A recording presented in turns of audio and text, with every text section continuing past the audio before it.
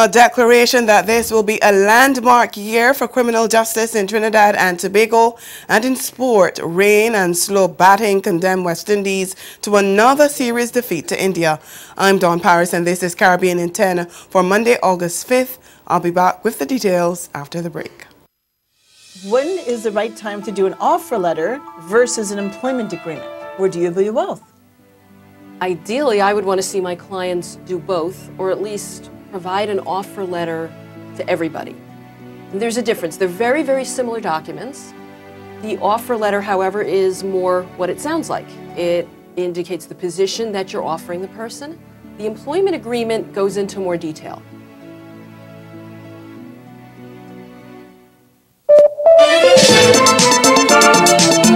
Coming up, eye-catching art, a mix of cultures on display in one location. It's time for CaribFesta. The best of Barbados outside of Barbados. Antigua and Barbuda get showcased to the world. Plus, an East-West fusion of sound. It's all next on Caribbean Passport on this station.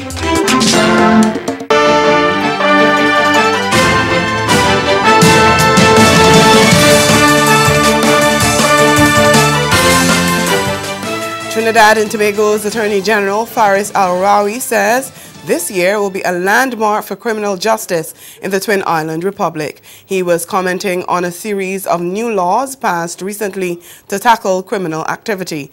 The most recent was the Bail Amendment Act, which was passed last Wednesday. We get more in this report from TV6 News. There are not only amendments to the law, but to the criminal justice system as well. So says Attorney General Faris Al-Rawi concerning the suite of legislation the government has passed in that regard. Criminal procedure rules, 77% increase in judicial capacity, a TTPS unit for white-collar crime, the upgrades and extension of the DPP department. All of this, the AG says, when functioning together, will result in drastic changes to the system. This year, 2019, will be the landmark year for the move to success in the criminal justice system. We passed judge-only trials. The UNC said nobody would ever use a judge-only trial. We have had people accused of murder come before a judge-only and be acquitted. So you're now beginning to see the system move in a way that it has never been addressed before. And I am confident that 2019 will be the hallmark year when the population can look back at it and say, we've finally seen the country turn the corner on this issue.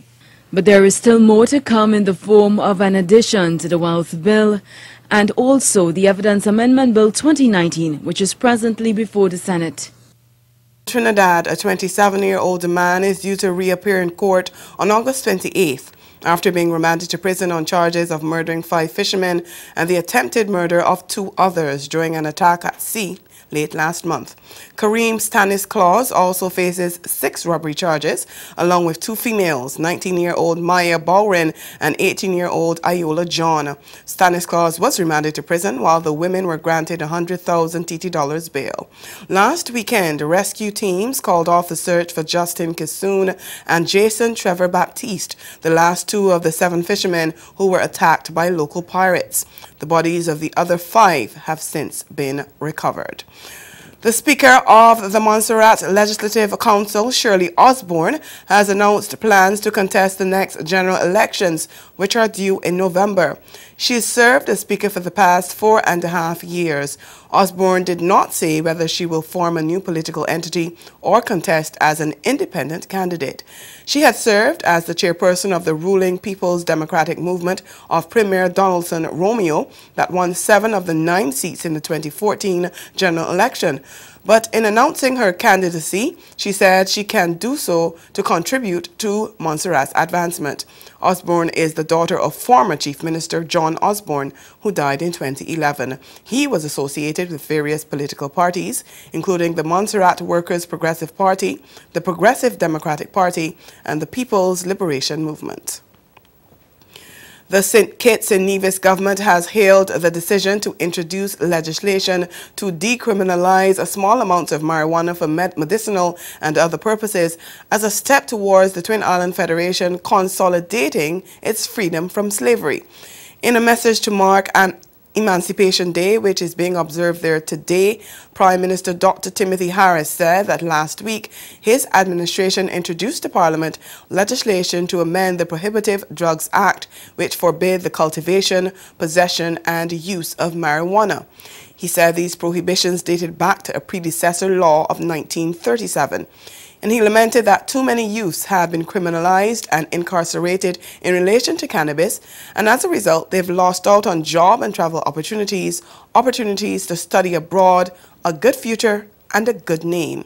In that regard, Harris said his coalition government has introduced legislation to expunge the records of those criminalized. The government has since announced the establishment of a broad-based cannabis core committee of experts to provide technical support to further advance the work towards the decriminalization of cannabis and the establishment of a marijuana industry in the country. Stay with us. Your Midday Sport is next.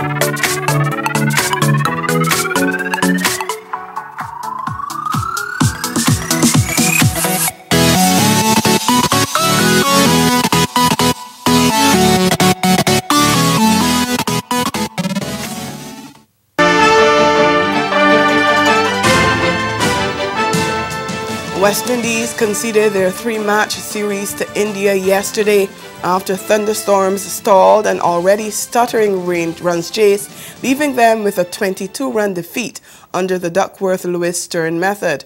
In pursuit of 168 for victory at the Central Broward County Stadium in Fort Lauderdale, Florida, lightning and rain sent players from the field at 1:40 p.m. with the Caribbean side on 98 for 4 in the 16th over, still requiring 70 runs to win from 27 balls.